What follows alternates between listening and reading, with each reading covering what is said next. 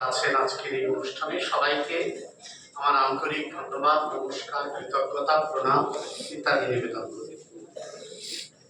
আজকে আজকে সকালবেলা এখন তো এই সব সোশ্যাল মিডিয়ার কারণে হয়েছে, তা আমি হঠাৎ দেখলাম একজন আমার হোয়াটসঅ্যাপে একটা মেসেজ পাঠিয়েছে। তো সেখানে একটা জিনিস লেখা আছে, সেটা হচ্ছে এই যে স্বামীজির দিকে তাকালে, স্বামীজির যে বিগ্রহ অবয়ব সেটির দিকে তাকালে সবচেয়ে আকর্ষণীয় কোনটি লাগে?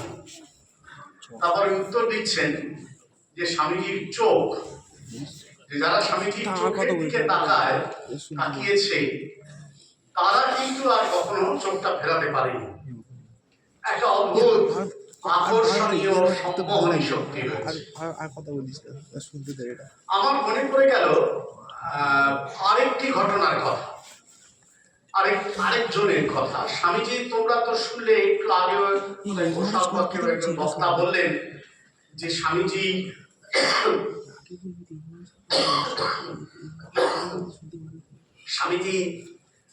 চিকাগোতে অসাধারণ একটি বক্তৃতা দিয়েছিলেন। তার যে সূচনার বক্তৃতাটি সেটি দিয়েছিলেন এবং তার ফলে খুব একেবারে দারুণ হর্ষধ্বনি হয়েছিল।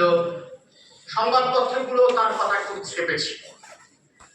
পরবর্তীকালে এই নিয়ে যখন ব্যাখ্যা লেখা হয়েছে যে স্বামীজিকে আমেরিকা বা ইউরোপ বা সবাই যারা তখন দেখেছিল, তার কথা শুনেছিল, সবাই স্বামীজির প্রতি আকৃষ্ট হয়েছিল।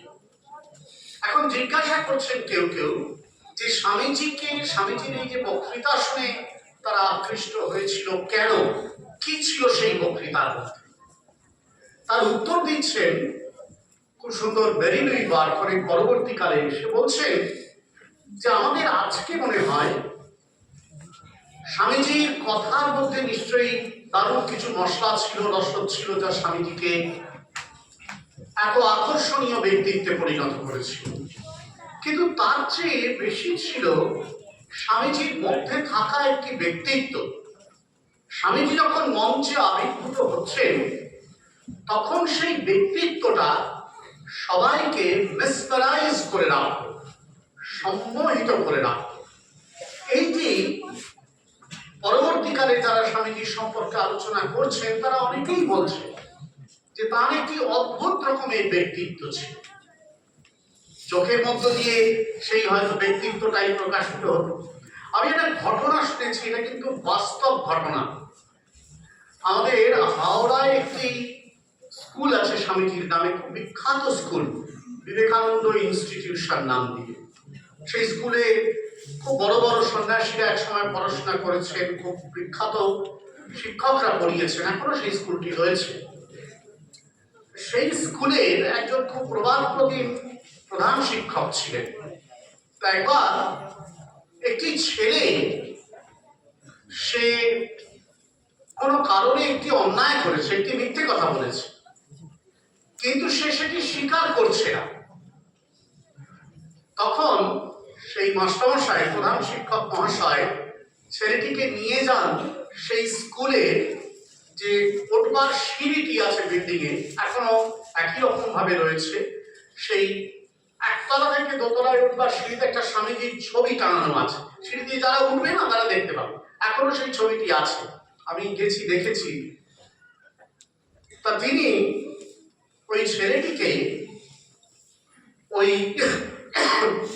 সিঁড়ির ওই ম্যাজেনাইন মাঝ পর্বটা এনে দান করালেন এবং করিয়ে স্বামীজির ওই ছবিটার দিকে দেখিয়ে বললেন, তুই স্বামীজির চোখের দিকে তাকিয়ে বলতো যে তুই যা বলছিস সেটা সত্য, মিথ্যা নয়। অন্য যারা দেখছে তারা বলছে যে ছেলেটি প্রথমে স্বামীজির চোখের দিকে তাকালো, কিছু বলবার চেষ্টা করলো, বলতে পারলো না। প্রধান শিক্ষক দ্বিতীয়বার তাকে বললেন, ছেলেটি আবার বলবার চেষ্টা করলো, কিছু একটা বলতে পারলো না, সে স্বামীজির চোখের দিকে তাকিয়ে আছে। তৃতীয়বার যখন প্রধান শিক্ষক তাকে বলতে আবার বললেন, ছেলেটি চোখ নামিয়ে নিল, তার চোখ দিয়ে ঝরঝর করে জল পড়তে লাগলো।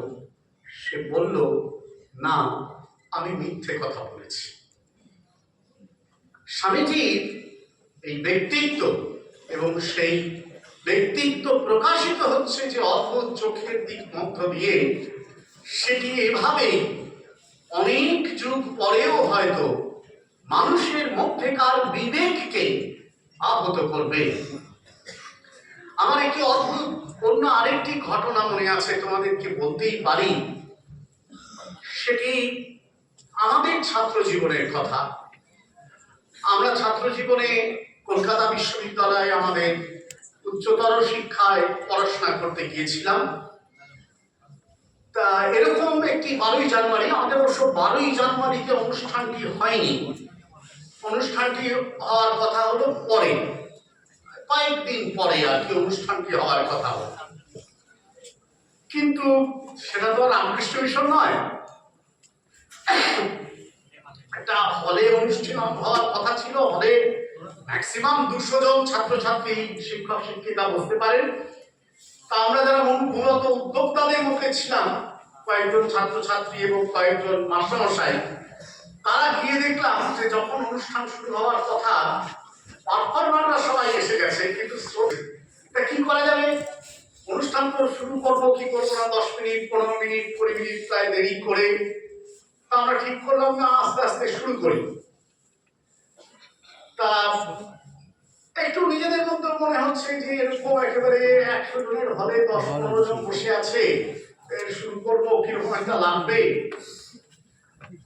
আমাদের তখন বিশ্ববিদ্যালয়ে পড়াতেন একজন মাস্টারমশাই, যিনি বিবেকানন্দের গবেষণায় বিশ্বখ্যাতি অর্জন করেছেন, আজও তাকে সবাই স্মরণ করে। অন্যরা বড়রা সবাই নাম জানেন, মহারাজেরা জানেন, ছাত্ররা কতজন জানি না। শঙ্করী প্রসাদ বসু, বিবেকানন্দ সমকালীন ভারতবর্ষ গ্রন্থের লেখক, উনি আমাদের মাস্টারমশাই ছিলেন। তা উনিও ছিলেন, যদিও সেটা বিশ্ববিদ্যালয়ের অনুষ্ঠান ওনার বিভাগে হয়, উনি ছিলেন। তো উনি এরকম মানে বাংলায় একটা ইংরেজি থেকে শব্দটা এসছে বাংলায়, এখন ব্যবহার করি আমরা প্রচলিত বাংলা শব্দ জানাতের বলে না, সেরকম জানাতের মানুষ ছিলেন না, একবারে ঠট কাটা, যা কিছু মুখের উপর বলে দিতে পারত। উনি হলের একটা কোণে, ধরো এরকম একটা লম্বা হল, 100 জনের হল, কোণে এরকম বসেছেন, ছিলেন চুপচাপ। আর আমরা এমনিতেই ভয় ভয়ে আছি যে স্যার কিছুক্ষণ পরেই হয়তো চিৎকার করে বকাবকি শুরু করবেন, এই তোমরা আয়োজন করেছো, কেউ আসেনি, কিচ্ছু আসেনি। তো উনি চুপচাপ বসে বসে দেখছেন, সময় পেরিয়ে যাচ্ছে, উনি চুপচাপ বসে আছেন, ধৈর্য ধরেই বসে আছেন, আর আমাদের দিকে মাঝে মাঝেই তাকাচ্ছেন, মিট মিট করে কখনো হাসছেন। আমরা নিজেরা বলাবলি করছি কি করা যাবে। 8 ঘন্টা যখন হয়ে গেল, তখন আমরা ভাবলাম যে না, শুরু করা যাক। তখন একজন মাস্টারমশাই আমাদের ছিলেন, তিনি বলেন, আরে একটু অপেক্ষা করো, আমরা 10 মিনিট আরো সব জায়গায় খবর পাঠিয়েছি, 10 মিনিট একটু অপেক্ষা করো, মনে হয় কিছু ছেলে মেয়ে চলে আসবে। এটা উনি আসলে ধরো এইরকম, তো আমরা হলটা, হলের দরজাটা এরকম, দরজার পাশে দাঁড়িয়ে মাস্টারমশাই এরকম বলছেন, আমরা ওইখানটায় সাইডটা দাঁড়িয়ে আছি। ওমা, হঠাৎ করে স্যার উঠে এলেন, শঙ্করী বাবু উঠে এসে বেশ গম্ভীর গলায় বললেন, একটু টানা টানা স্বর ছিল ওটা, গম্ভীর গলায় বললেন, কি কার জন্য অপেক্ষা করছো তোমরা? হ্যাঁ, আমরা তো ভয় পেয়ে গেছি। তখন স্যার পাশ থেকে ছিলেন, উনি বললেন, আরেকজন মাস্টারমশাই, তিনি বললেন যে স্যার আসলে ছেলে মেয়ে খুব কম এসছে, আমরা একটু ডেকে পাঠাচ্ছি, নাহলে তো অনুষ্ঠানটা করে জমবে না, ওরা এত পরিশ্রম করলো, দেখুন না কি অবস্থা। উনি বললেন, অনুষ্ঠান জমাতে চাও, দাঁড়াও। মঞ্চে আমরা দেখছিলাম, মঞ্চ মতো করার জন্য এখানে যেমন স্বামীজির ছবি আছে, আমরা ছোট্ট স্বামীজির ছবি রেখেছিলাম চেয়ারের উপর।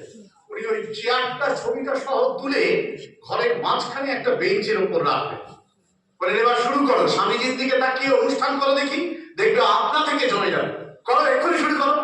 বলে উনি সাইডে বসলেন, স্বামীজির ছবি ঘরের মাঝখানে থাকলো, আমরা গান আবৃত্তি বক্তৃতা শুরু করে দিলাম।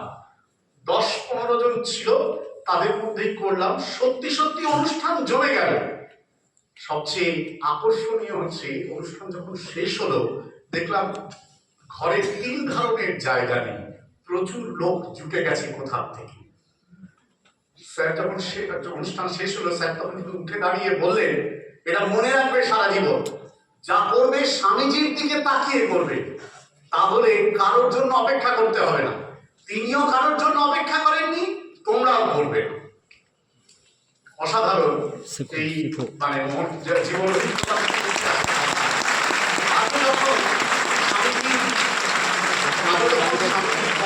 আলোচনা করি, স্বামীজির কথা বলি, মনে হয় স্বামীজির দিকে তাকিয়ে যদি কিছু করা যায় তাহলে সমস্ত প্রেরণাটা পাওয়া যায়।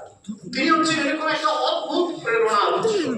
যখন বই পড়তে চাই, আমি আসলে এখন একটু বিবেকানন্দ সমকালীন ভারতবর্ষ কিছুদিন ধরে টানা পড়ছি।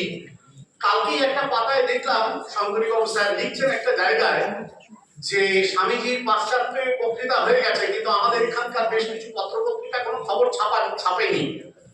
তার কারণ তাদের স্বামীজিকে নিয়ে অস্বস্তি ছিল। তা স্যার কমেন্ট করছেন, শঙ্করবাবু কমেন্ট করছেন, অস্বস্তি থাকারই কথা। এমন একজন মানুষকে নিয়ে অস্বস্তি হবে নাকি স্বস্তি হবে? বিবেকানন্দকে নিয়ে কখনো স্বস্তি হতে পারে না, সবসময় একটা অস্বস্তি থাকে যে কিছু একটা করতে হবে। হয় বিবেকানন্দকে অস্বীকার করার চেষ্টা করতে হবে, অথবা বিবেকানন্দকে গ্রহণ করার চেষ্টা করতে হবে। সারা জীবন ধরে এই অস্বস্তি বহন করে নিয়ে যেতে হয় যারা বিবেকানন্দের অনুসারী হয়, স্বামীজির সৈনিক হয় তাদের। এবং যারা স্বামীজিকে গ্রহণ করে তাদের মধ্যে বিবেকানন্দ এই অদ্ভুত অতৃপ্তি একটা জুটিয়ে দেন, যেটি দৈব অতৃপ্তি, ডিভাইন ডিসকন্টেন্ট, যে জীবনের পরম লক্ষ্যে পৌঁছানোর জন্য সারা জীবন চেষ্টা করে যেতে হবে। সে চেষ্টা তিনি নিজে করেছেন এবং তার অনুগত সৈনিকদের তা করতে বলেছেন। আজকে স্বামীজির জন্মদিন, দুদিন আগে তার আবির্ভাব তিথি পালিত হলো। এই কাছাকাছি কোথায় আছেন? উপরে আছেন, নিচে আছেন, সামনে আছেন, পেছনে আছেন, চারিদিকে আছেন, এভরিওয়্যার, সর্বত্র। বিবেকানন্দ যেন আমাদের সর্বত্র থাকে। বিশেষত তোমরা যারা, আমরা যারা স্বামীজিকে মনে করি যে আমরা স্বামীজির সৈনিক, তোমরা রামকৃষ্ণ মিশনের ছাত্র যারা, আমি তোমাদের গতবারও বলেছিলাম, এবারও বলে দিই, তোমাদের কিন্তু বেশি দায় স্বামীজিকে নিয়ে চলা। তোমরা যখন বাইরে যাবে বড়ভাবে, এখনো যখন বাড়িতে যাবে, পাড়ায় ঘুরবে, সবাই কিন্তু বলবে তোমরা রামকৃষ্ণ মিশনের ছাত্র, প্রত্যাশা করবে যে বিবেকানন্দ তোমাদের মধ্যে থাকবেন। সে প্রত্যাশা পূরণ করতে যদি ভুল করো তাহলে সমাজ তোমাদের ক্ষমা করবে না, জীবন ভাগ্য বিধাতা তোমাদের ক্ষমা করবে না। বিবেকানন্দ তোমাদের সঙ্গে থাকুন এই পুণ্যক্ষণে, এই আমাদের একান্ত প্রার্থনা। ধন্যবাদ।